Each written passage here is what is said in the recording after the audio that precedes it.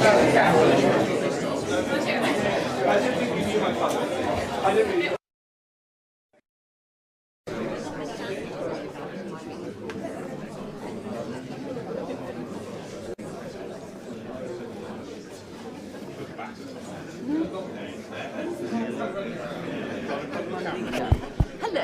how are you? Sorry.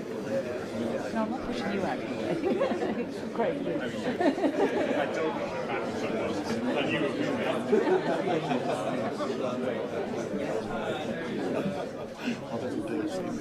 very well. How are you?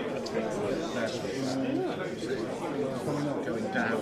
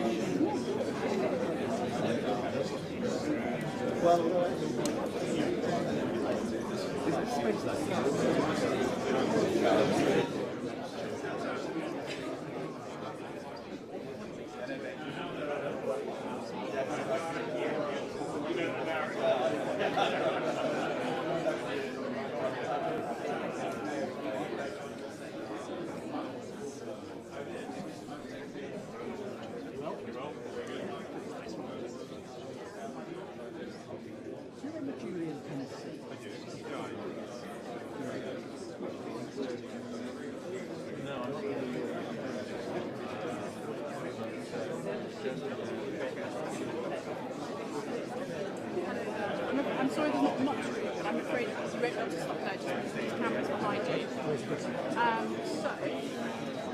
That's an excellent question. It might be better off just to press that over there. Or it might be one of those stores on the side that just got one free and let that there.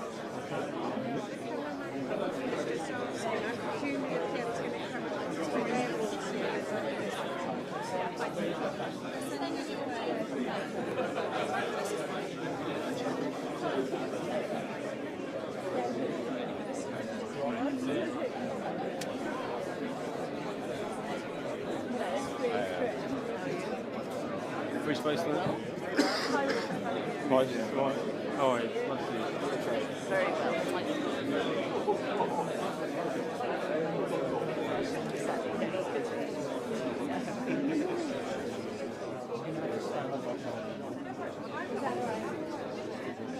There's a bit more space, although it's slightly, well, you get a better view.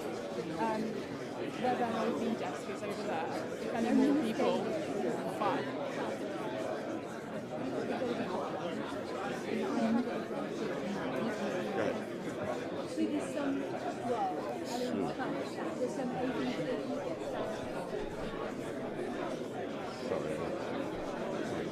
Well, I was, but I mean, you were You saved it. I saved it. No, I was going to nick it if you hadn't come back. Well, you can have it. I don't mind obviously.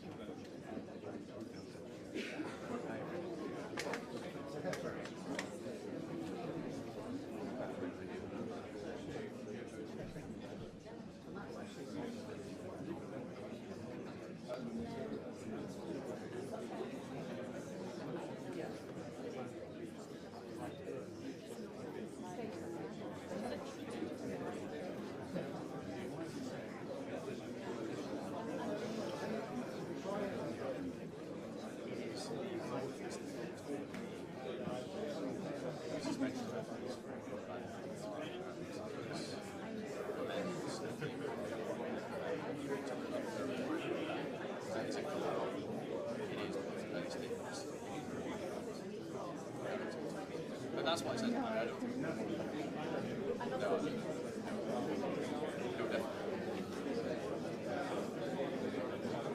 That is very helpful.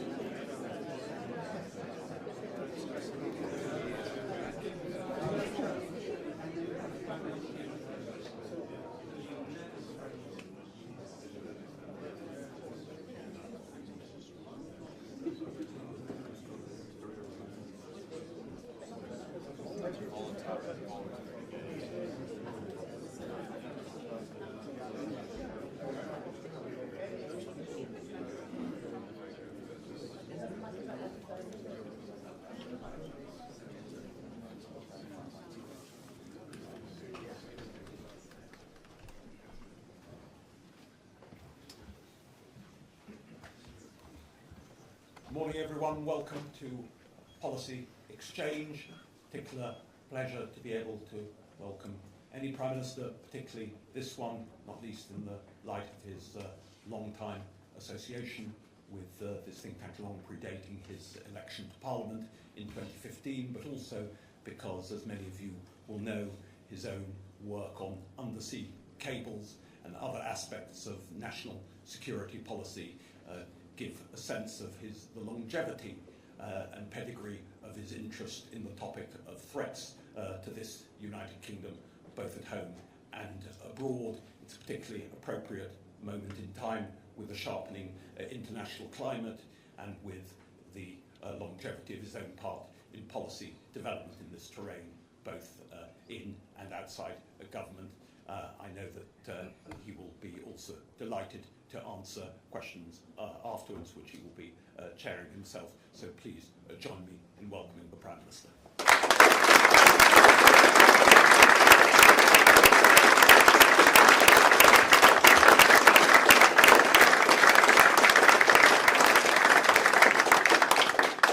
Well, Dean, thank you for that warm welcome and your superb leadership of Policy Exchange. As you said, as a proud alumnus, I'm truly delighted to be back.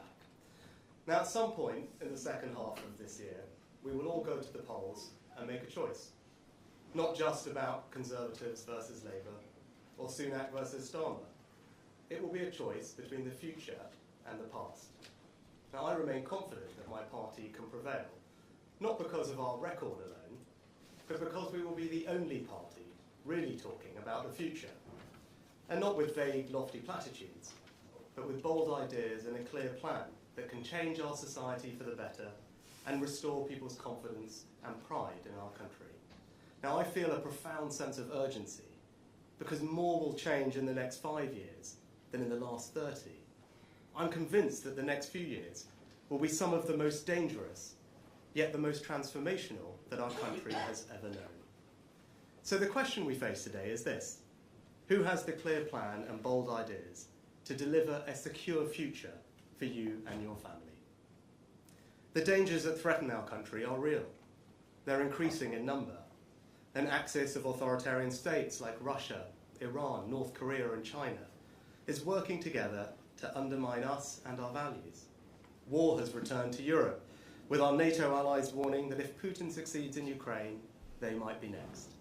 War rages too in the Middle East, as Israel defends itself, not only against the terrorists of Hamas, but a barrage of missiles fired for the first time directly from Iran.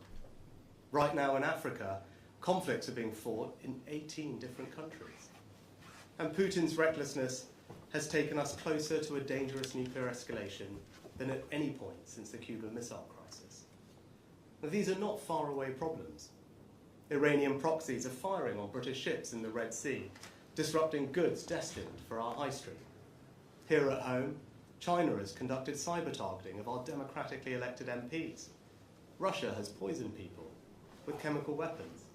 And when Putin cut off the gas supplies, it had a devastating impact on people's lives and threatened our energy security. And in this world of greater conflict and danger, 100 million people are now displaced globally. Countries like Russia are weaponizing immigration for their own ends, and criminal gangs keep finding new routes to across European borders. Illegal migration is placing an intolerable strain on our security and our sense of fairness. And unless we act now and act boldly, this problem is only going to grow. Extremists are also exploiting these global conflicts to divide us. People are abusing our liberal democratic values, the freedom of speech, right to protest, to intimidate, threaten, and assault others, to sing anti-Semitic chants on our streets and our university campuses, and to weaponize the evils of anti-Semitism or anti-Muslim hatred in a divisive, ideological attempt to set Britain against Britain. And from gender activists hijacking children's sex education to cancel culture, vocal and aggressive fringe groups are trying to impose their views on the rest of us.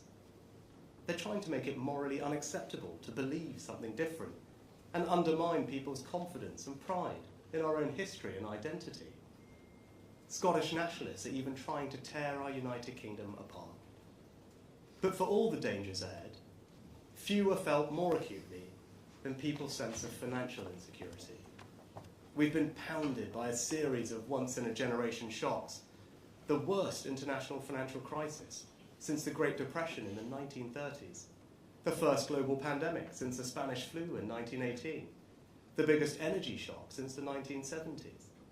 Global forces, yet they are hitting our living standards here at home. We must be prepared strategically, economically, with robust plans and greater national resilience to meet this time of instability with strength. And people's sense of insecurity is only heightened by the fears about new technologies like AI. When the IMF says 40% of jobs could be affected, or hundreds of leading experts say the risk could be on a par with pandemics or nuclear war, and when children are exposed to bullying, sexualized content, or even self-harm online, people want to know that they've got someone in charge who understands these dangers, because only if you understand what is happening can you be trusted to keep us safe. But the paradox of our age is that for all the profound dangers that we face right now, we also hold in our hands an opportunity for human progress that could surpass the Industrial Revolution in speed and breadth. Technologies like AI will do for the 21st century what the steam engine and electricity did for the 19th. They'll accelerate human progress by complementing what we do, speeding up the discovery of new ideas, and by assisting almost every aspect of human life. Think of the investment they will bring, the jobs they'll create, and the increase in all our living standards that they'll deliver. Credible estimates suggest AI alone could double our productivity in the next decade, and in doing so help us create a world of less suffering, more freedom, choice, and opportunity. Just imagine every child in school with their own personalised tutor, and every teacher free to spend more time personally developing each student. New frontiers in medical diagnostics, where a single picture of your eyes can not only detect blindness, but predict other diseases like heart attacks or Parkinson's. And counterintuitive as it may seem, throughout human history, the greatest breakthroughs of science and learning have so often come at the moments of greatest danger. The first electronic digital computers were developed by British codebreakers in the Second World War. Solar technology went from powering pocket calculators to a viable commercial technology following the energy crisis of the 1970s. The fastest development and deployment of a vaccine in history came during the COVID pandemic. So it is incumbent upon us to make this a period not just of great danger, but great progress too. That's why we launched a bold plan to make science and technology our new national purpose. We're rightly proud of Britain's spirit of discovery and entrepreneurship that made us the leading country in the Industrial Revolution. But we can be just as proud, just as confident, just as optimistic about our future and our prospects to lead again in this new industrial age. And doing so will enrich our lives and create good, well-paid jobs in the growth industries of the future here at home. At the same time, new and fast-growing economic superpowers like India, Indonesia, and Nigeria are significantly reshaping the global economy. And just as this ever more interconnected world creates new dangers, it also creates new possibilities. The United Kingdom is uniquely placed to benefit. We've always been an open, trading, maritime nation, and Brexit has given the opportunity for us to trade even more. And we invent, discover, and produce new products and services that the world wants to buy. From aircraft wings in Filton, to financial services in Glasgow, to incredible cultural exports like film, music, and TV, or sports like the Premier League. Everywhere from rural Kenya to the cityscapes of South Korea, people stay up at all times of the day and night to watch their favourite British team. It's no wonder that Brexit Britain has leapt above France, Japan, and the Netherlands to become the world's fourth biggest exporter. And the more we export, the better our businesses will do, the more jobs we'll create, the more wealth we'll generate right across our country. So this is the opportunity before us. A world transformed by technological progress, huge global markets hungry for new talent, goods and services. And you can see it all around us. Two brothers from Merseyside sat around their kitchen table and built Castor, £1 billion sportswear business, taking on global giants like Nike and Adidas. Their kit now worn by Red Bull Formula One and Bayer Leverkusen. British companies and workers right across the country are pioneering offshore wind and exporting it around the world. Now already we've built the world's first floating offshore wind farm.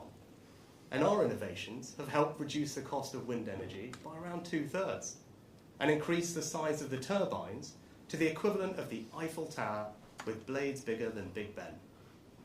And you can see the opportunity too in healthcare, giving people longer, healthier lives. In Denmark, Novo Nordisk created the Ozempic drug, which is not only helping to tackle chronic disease globally, but single-handedly grew Denmark's entire economy last year. So all this progress should show us that while this is one of the most dangerous periods we've ever known, it will also be one of the most transformational. And if we make the right choices, if we have a bold enough vision, then we should feel confidence, pride, and optimism that Britain's future is secure. So my point is this: our country stands at a crossroads. Over the next few years, from our democracy to our society to our economy to the hardest questions of war and peace, almost every aspect of our lives is going to change. And how we act in the face of those changes, not only to keep people safe and secure, but to realise the opportunities too, will determine whether or not Britain will succeed in the years to come. And there is an important choice facing the country. Because despite having 14 years with nothing to do but think about the future, Labour have almost nothing to say about it. No plans for our border, no plans for our energy security, no plans for our economy either. And no principles either. Keir Starmer's gone from embracing Jeremy Corbyn to Natalie Elphicke, all in the cynical pursuit of power at any price. So Labour have no ideas. What they did have, they've U-turned on. They have just one thing, a calculation that they can make you feel so bad about your country that you won't have the energy to ask what they might do with the incredible power that they seek to yield. Now, I'm not saying that the past doesn't matter. I know people are feeling anxious and uncertain, that their sense of confidence and pride in this country has been knocked. I understand that. I accept it, and I want to change it. But what I cannot accept is Labour's idea that all the worries you have are because of 14 years of Conservative government. That all you need to do is change the people in office and these problems will magically disappear. It's just not true. In the last 14 years, we've made progress in the most difficult conditions any governments have faced since the Second World War. A world-leading economy. We've seen the third highest growth rate in the G7 and created 4 million jobs, 800 a day. We took difficult decisions to restore our country's financial security and control national debt. And that allowed us to support the country through COVID, deliver the fastest vaccine rollout in the world, provide record funding to the NHS, and protect pensions with the triple lock.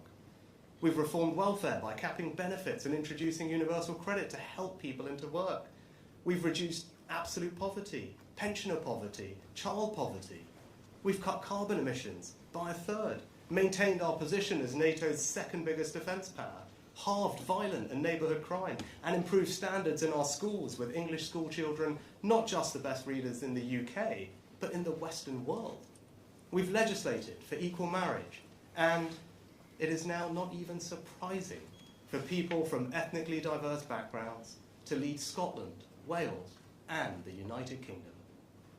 And the economy now decisively has momentum. Inflation down from over 11% to 3%. Wages rising faster than prices. And in the first quarter of this year, we grew faster than France, Germany, Japan, Italy, and even America. The plan is working, so we must stick to it and not go back to square one. And when Labour ignores the achievements of the last 14 years, or try to reduce the last 14 years to 49 days, remember what they're actually doing is trying to distract you from the thing that matters most, the future. Now I'm clear-eyed enough to admit that yes, maybe they can depress their way to victory, with all their talk of doom loops and gaslighting and scaremongering about pensions. But I don't think it will work. Because at heart, we're a nation of optimists. We're not blind to the challenges or threats that we face.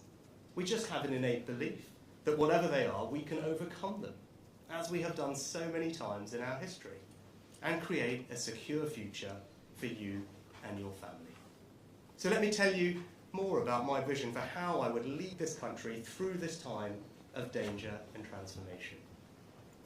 The highest priority of a Conservative government is to keep our country safe. We've proudly taken the generational decision to increase defence spending to a new baseline of 2.5% of GDP by 2030. Yet Labour have refused to match our pledge.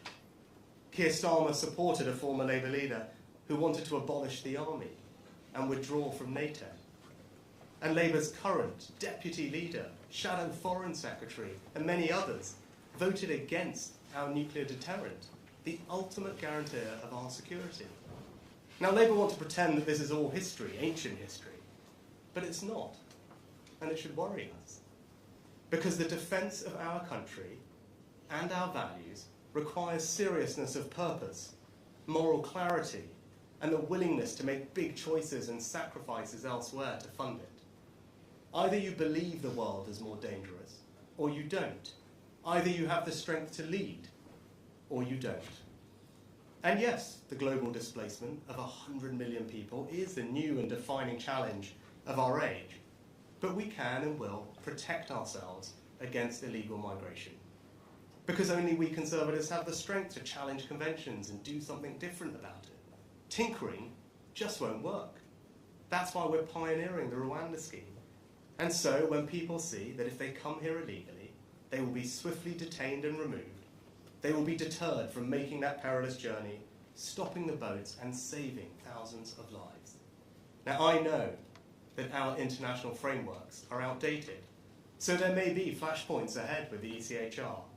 And if the Strasbourg court make me choose between the ECHR and this country's security, I will choose our country's security every single time.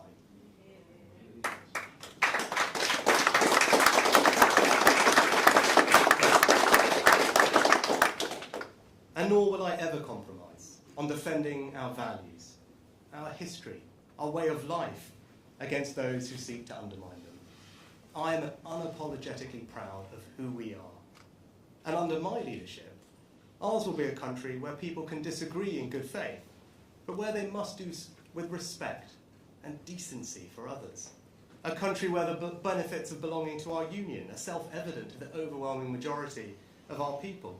A country where we strengthen and protect the greatest institution of all, the family.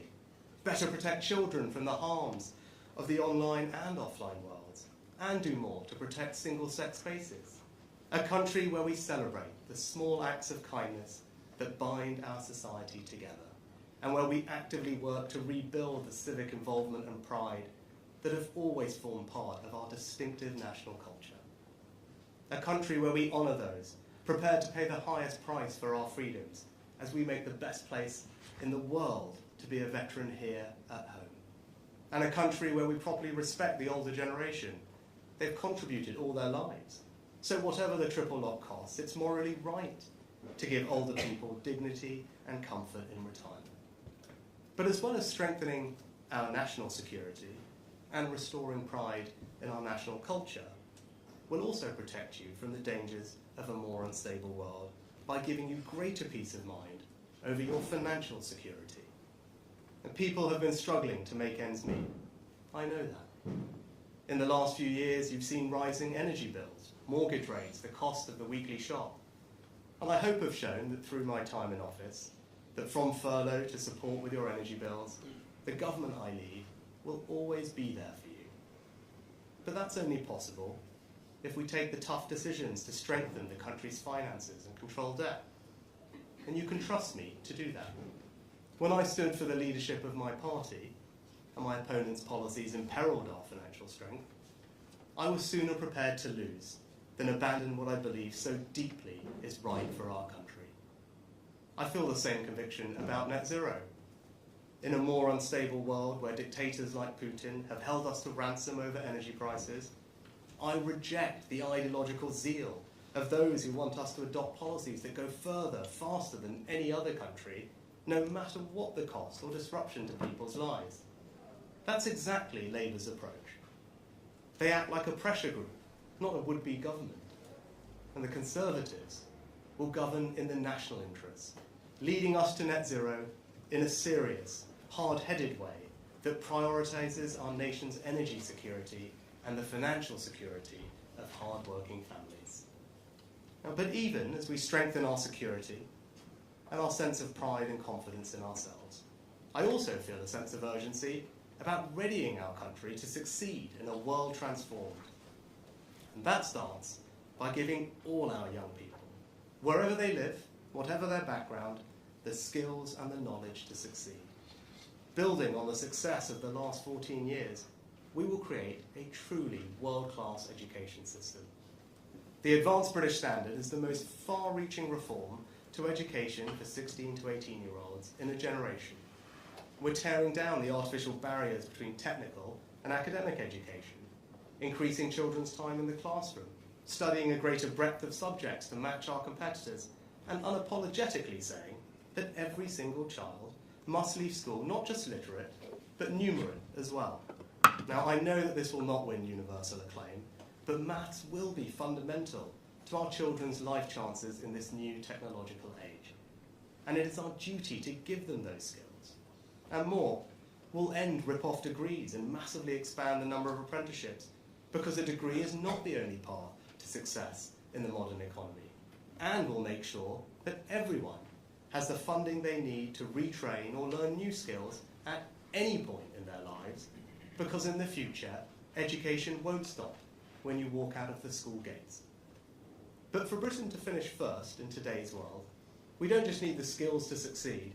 We need to create a dynamic, innovative economy fueled by technological progress, so we lead in the industries of the future and help you and your family become wealthier and more economically secure.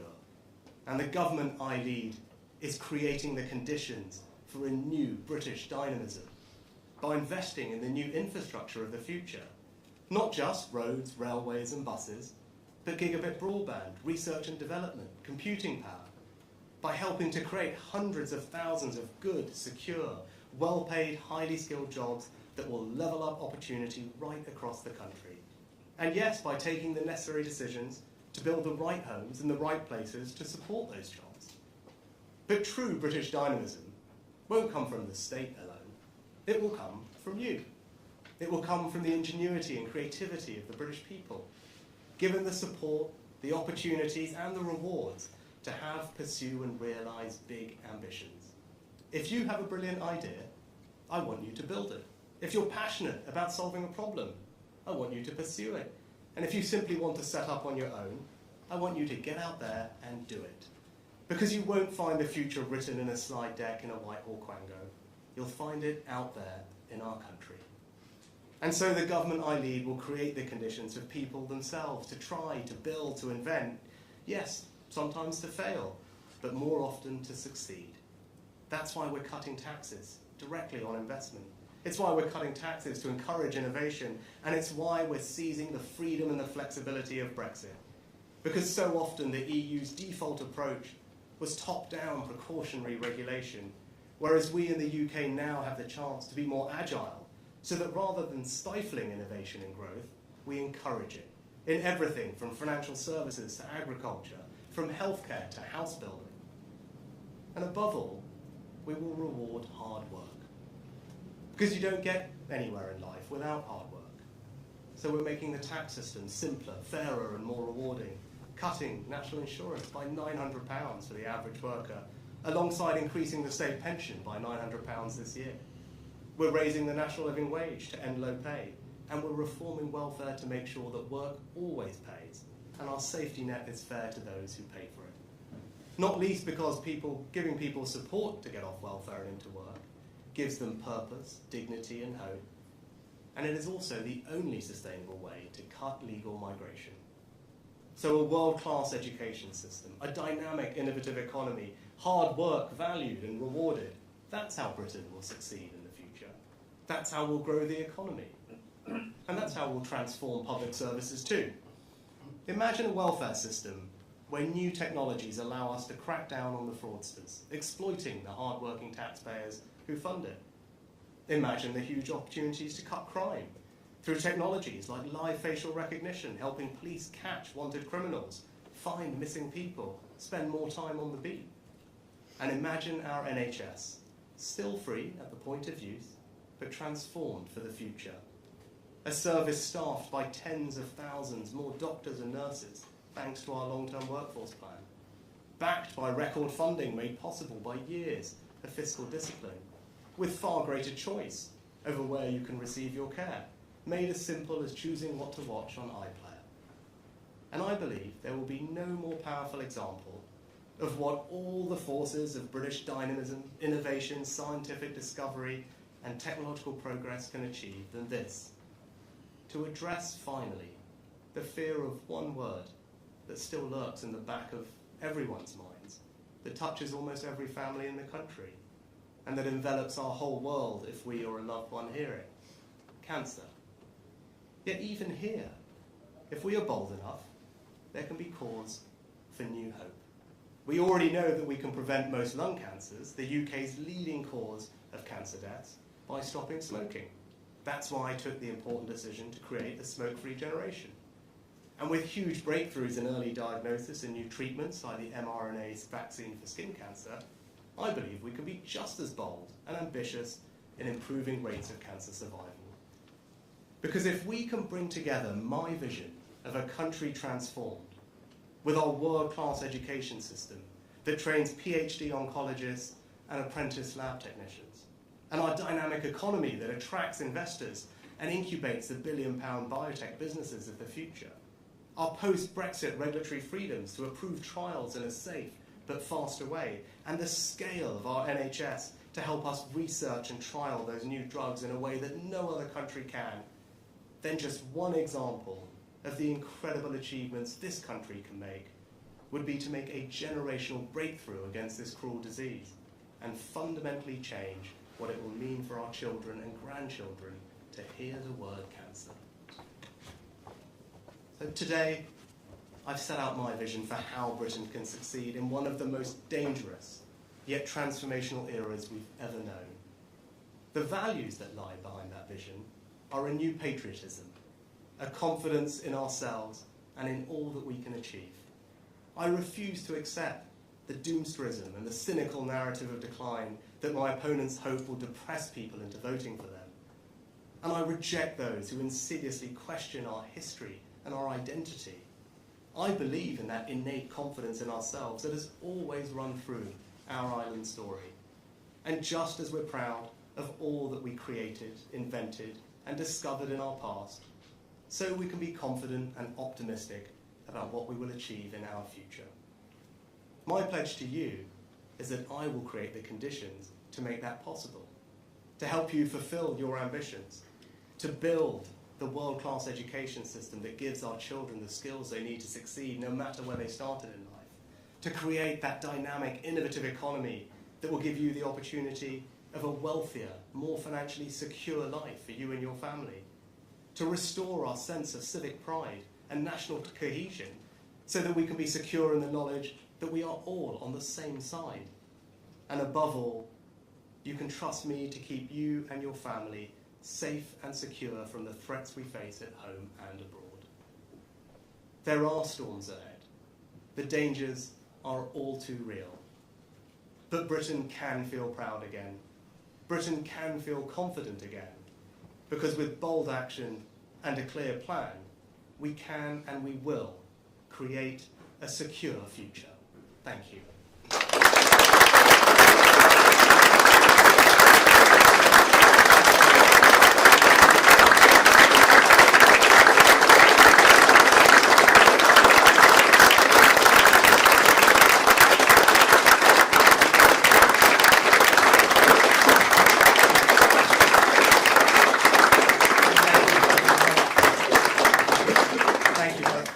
Thank you very much. We just turned some questions from the media. If I could start with the Sun, please.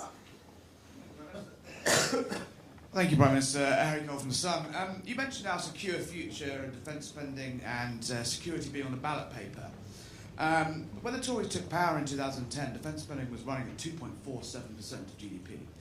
In 2015, after the annexation of Crimea, that fell to 2.03%. Despite your uplift as Chancellor, it's still lower today as a percentage than when your party took office 14 years ago. And it won't hit 2.5% until a long time after the next election. So you talk of all these profound dangers, but aren't you coming to this far too late? And how can voters really believe that your security is safe from the Tories when they look at the last 14 years of spending?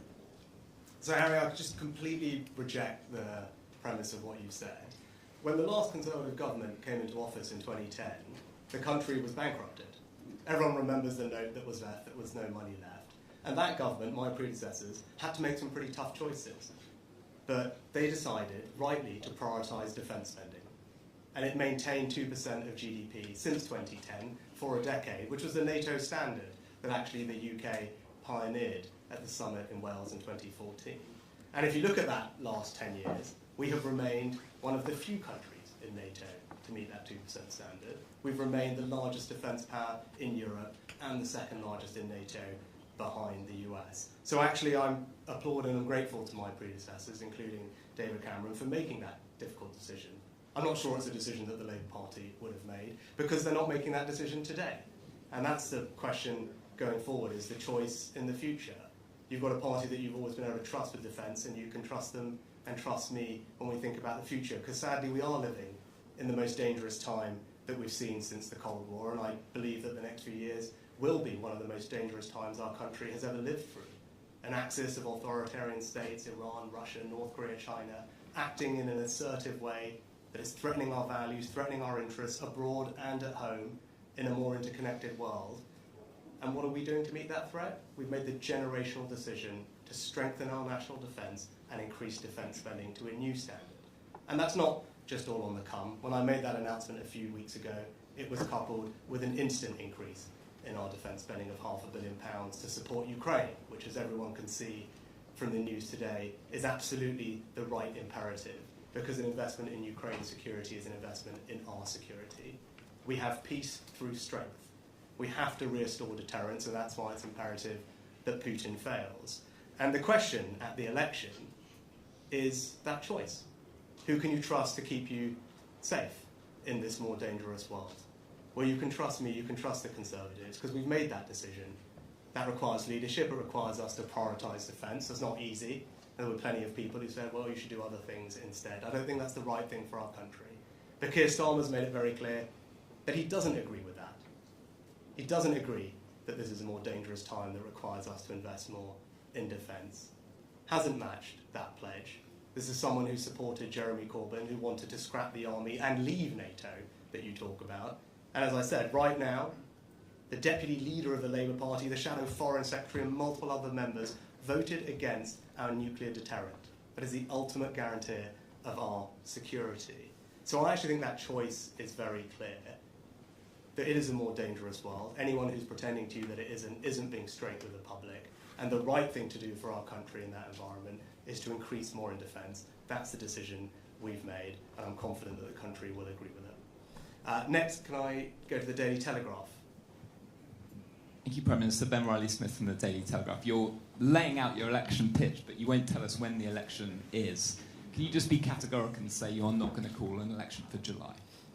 So, Ben, I've been clear, I think, since right at the beginning of this year, that my working assumption is that we'll have an election in the second half of this year. Now, obviously, this question about election timing is a game that the Labour Party want to play, right? They want to make everything about process and not about substance.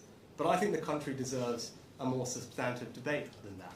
And look, when that election campaign does come, when people are considering that choice, I am happy to debate Keir Starmer as many times as he would like on that choice. I'm being very clear. I think this is the most dangerous and transformational time that our country has experienced in generations. That's the choice at the election. That's the substance that we should be debating. Now, I'm clear we are prepared to take the bold action that is necessary, that we have a clear plan that is working to deliver a secure future for everyone in our country. That's what the election should be about. That's the debate that we should be having, not on process and timing. I'm looking forward to those debates when they come. Next, ITV.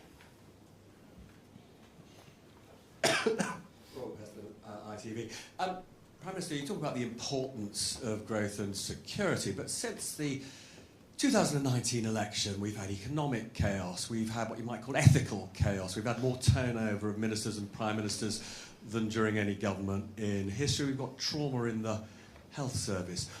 Why on earth shouldn't voters look at the recent past as a guide to the future under a Tory government? And just separately, a number of your Tory colleagues have said to me that it's good riddance to Natalie Elphicke. Do you agree with that? Robert, thanks. Look, on this question about the past and the future, let me be crystal clear. No, I'm not standing here pretending that everything's been perfect about the last 14 years. Of course I'm not. Right? But I am incredibly proud of our record in government. In some of the most difficult circumstances that any governments have faced since the end of the Second World War, not least starting with a country that was left in a financially bankrupt state. And I went through the list of achievements, I won't go over them all over again, but whether you look at the economy, whether you look at the transformation in our schools, whether you look at the strengthening of our defence, the welfare system, our progress on climate change, all these things, how we've progressed as a society in inclusiveness, it's a record to be proud of. Of course, there will be areas which are far from perfect, and I accept that. But you talked more recently about the last few years. Those are global shocks. The pandemic didn't just happen to the UK. The war in Ukraine had an impact on energy bills, not just in the UK. What's happening right now in the Middle East is not just something that concerns the United Kingdom. Right? The world is becoming a more dangerous place, and the question that I hope the country asks themselves at the election is about the future, because that's what's at stake.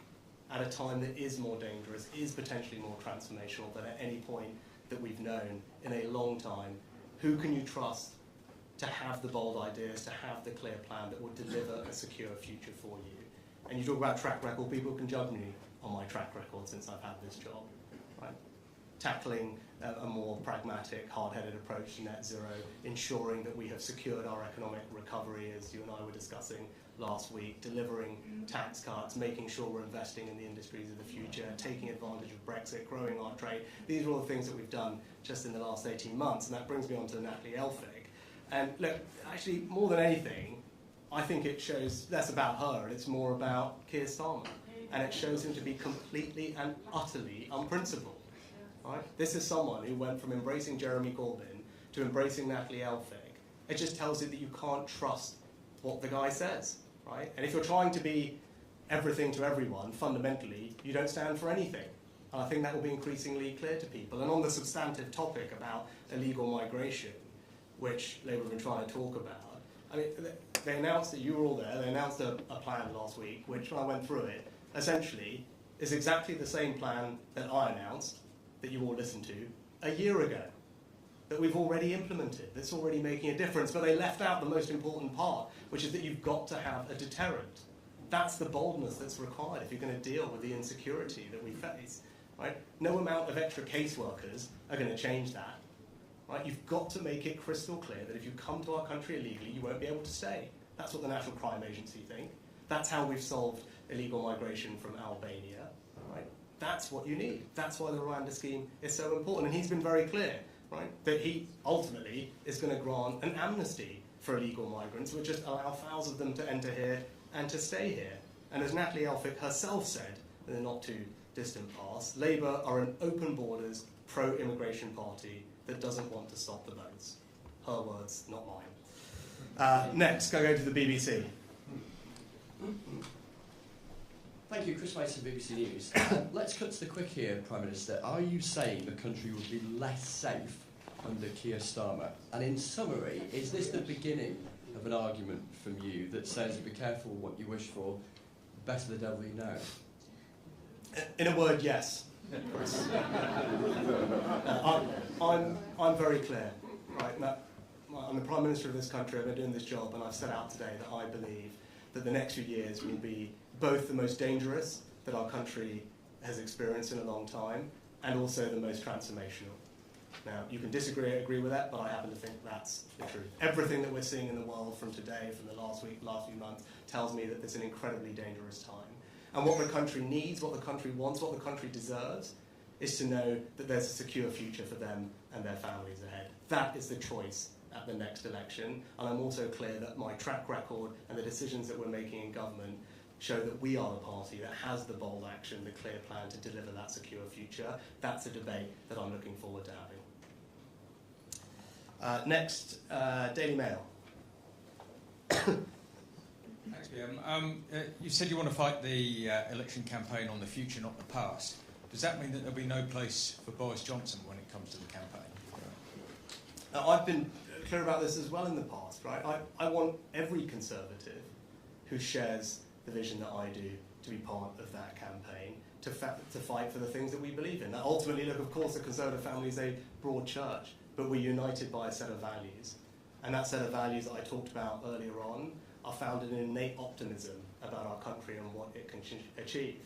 An intrinsic sense of pride in our history and our identity, and a knowledge that actually progress comes from people, not from the state. And that's about creating the dynamic, innovative economy I talked about, seizing the opportunities of Brexit, recapturing what we had. We led the world in the Industrial Revolution. Right? That's what we did in this country. That was the most extraordinary time of change and progress for humanity and for British people. We led that. And I see no reason why we can't lead again in the future. And that vision that I pointed out and outlined of a more secure future for families, where we can have confidence in our strength, where we're protecting people from the threats we face, when we're securing our borders, when we have a pragmatic approach to net zero that's serious, that's hard-headed, that makes sure that we give everyone in our country financial security.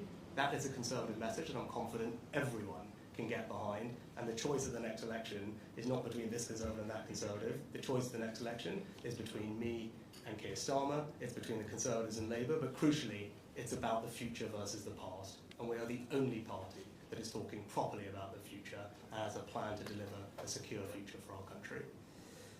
Next, LBC. Hi, Natasha from LBC. Just to follow up on Chris's question, so are you saying today that you think that Keir Starmer would make this country more unsafe? And on Ukraine, it was reported over the weekend that David Cameron persuaded Donald Trump to back more funding for Ukraine on the premise he could secure a peace deal. Can you assure us that the West is not about to force Ukraine into taking a peace deal? Thank you. Yeah. No, I believe that we will keep this country safe, and Keir Starmer's actions demonstrate that he won't be able to do that. I believe this is the most dangerous time that we've faced for generations. That's why we've made the decision to increase defence spending to 2.5%. That's not an easy decision. Right? That is a decision that we've made. That's a choice that we've made. That's a priority that we think is right for the country. Keir Starmer and the Labour Party have been crystal clear that they don't believe in that. They will not match that choice. Right? So there's no way you can keep the country safe and secure from the growing threats we face. Iran, China, North Korea, Russia acting together, unless you are prepared to invest in our defence. It's as simple as that. There's a very clear dividing line there, which I'm sure everyone can appreciate. And at the end of the day, when it comes to this question, right, his track record will tell you that. And I don't say this for political point scoring, but that is just the reality of the situation. He's someone who believed Jeremy Corbyn would make a good Prime Minister of our country, not once but twice. Right? Jeremy Corbyn wanted to pull us out of NATO, wanted to scrap the army. Multiple members of the government that Labour would provide don't believe in a nuclear deterrent. So I don't see how you can, with a straight face, say to the country, yes, I'm prepared to do what it takes to keep you safe. The evidence just doesn't suggest that at all. And it's because of that increase in defence spending that I can stand here and provide more support to Ukraine. And not just that, can say that that support to Ukraine will be provided for as long as is necessary to repel Russian aggression. Keir Starmer can't stand here and make that pledge. And actually, Labour Party and Keir Starmer not matching our investment on defence spending emboldens our adversaries. What do you think Putin thinks when he sees that? That he thinks the West isn't prepared to make the tough choices to invest in their security? Because Russia's economy has mobilised for war. He's continuing to be aggressive. We need to meet that aggression with strength and allied strength. And not to comment on individual conversations, but with actions, that's what we're doing. We've always led in NATO. The 2014 summit here in the UK, we set the 2% pledge, one of the few countries to meet it for a decade. And we're doing the same thing again now. A new baseline for NATO, 2.5% of GDP, that yes, other countries, I hope, over time will come to match, because an investment in our collective security is the right thing for this time, and Keir Starmer's inability to say that he will match it emboldens our adversaries and doesn't demonstrate leadership to our allies at exactly the time that that's what we need. Next, could I go to Sky?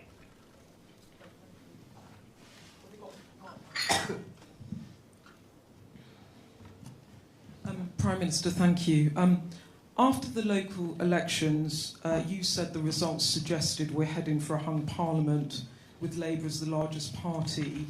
You've also ruled out doing any deal with another party. So as you outline these future threats, why have you openly admitted that you're not going to be able to stay on as Prime Minister? Thank you. Sorry, Beth, I'm not entirely sure I understood the question, but what I would say is that wasn't me who said those things, that was independent election analysts who made those points about the results of the local elections. My point is, we've had the local elections now. The next election that our country is going to face is the general election. And the choice of that general election is clear, as I said. It's about the future versus the past. And as I've set out today, we have a clear understanding of what the future entails. The most dangerous time that we've known in a long time, but also the most transformational. And it is only us, it is only me, that have the bold ideas and the clear plan that will deliver a secure future for the country. And that's the substance of the debate that I'll be having at the next election. And then lastly, if we could just go to Channel 4. Thank you very much, Prime Minister. Can I just follow on the LBC question about what that Sunday Times article said? It had some pretty direct quotes from Donald Trump. The suggestion was that we were encouraging him to think that a standoff between Ukraine and Russia would be a useful position for him to inherit if he comes to the White House, because that way he could put a deal on the table. Are we now in favour of a deal? It sounds from those quotes as though we are. And very quickly, if I may, because you were asking the country to trust not just you, but the Conservative Party. It's only a few months since you were saying they were part of the failed consensus of the last 30 years. You're now drawing our attention to the record that people should be proud of over the last 14 years. Which is it? And do you even trust the Conservative Party? It's not that long since you thought a marauding mob of people with letters were coming after you, is it? So I haven't seen this Sunday Times article, so forgive me for that, but what I can tell you very clearly is that we have led when it comes to Ukraine, right? My predecessor, Boris Johnson, did that. I've continued that, not just in quantum, but also being the first to provide new capabilities, whether that was tanks, a decision I made, main battle tanks, long-range weapons, first to provide multi-bilateral security assurances for the long term, first to train Ukrainian soldiers. So we have had a track record of leadership under me and my predecessors on that question, which I'm A, proud of, and everyone should be proud of it, but B, that's the right thing to do. Because if you want to strengthen this country's security, we need to re-establish deterrence. Right? An investment in Ukraine's security is an investment in our security. Our NATO allies in Eastern Europe are already worried about the prospect, or if Putin is able to succeed, that they'll be next, with all the consequences that would bring. And it's not just Putin that would be emboldened, it's our adversaries all around the world that are looking at this moment and seeing how we react to it. So in order to have security, we do need to invest more in defence, we do need to support Ukraine, that's what we've consistently done, but also it's right that we talk with our allies about that. And when it comes to the Americans, as I said a couple of weeks ago, is that, you know, whilst we are enormously grateful for the continued support and investment they put into a European security, it's not right to rely on American taxpayers to do that if we're not prepared to make sacrifices for our own security. Now, I am. That's the decision I've made on defence spending. So when I'm in the US or when I talk to Americans, when David Cameron does, when Grant Shapps does, we're able to say we are leading. Right? We are investing more than anyone else in European security. It's the right thing to do. Others need to do the same and ensure that our alliance remains strong. Keir Starmer cannot say that. He cannot say to our American allies or to others that we are leading, that we are investing more in our own security.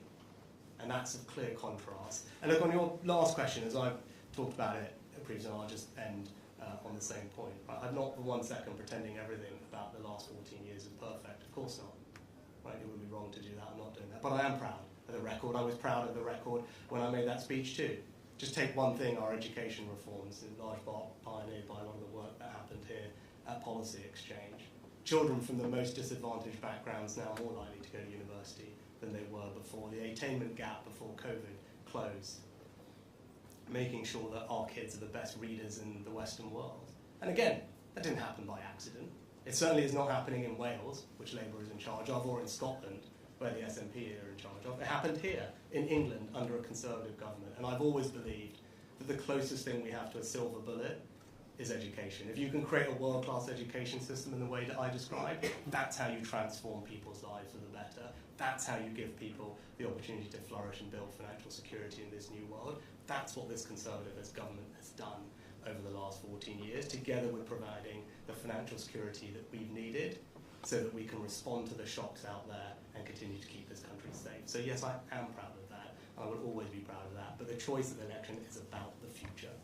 In a more dangerous time, who can you trust to keep you safe? And it's only the Conservatives that have the bold actions required, the clear plan required to keep this country safe and give our families a secure future. Thank you very much.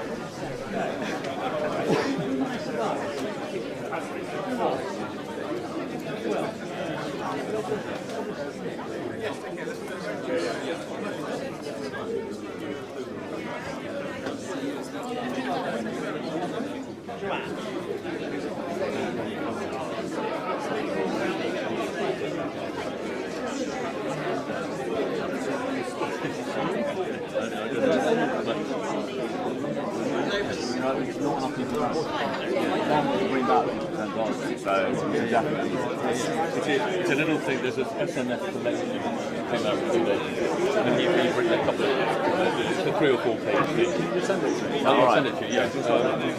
Yeah. Do I have your number? Okay, yeah. I thought it was quite useful. No. I mean, David's actually a friend of mine. I mean, really angry when I read it, because, they created a huge polarisation. Nobody around right there.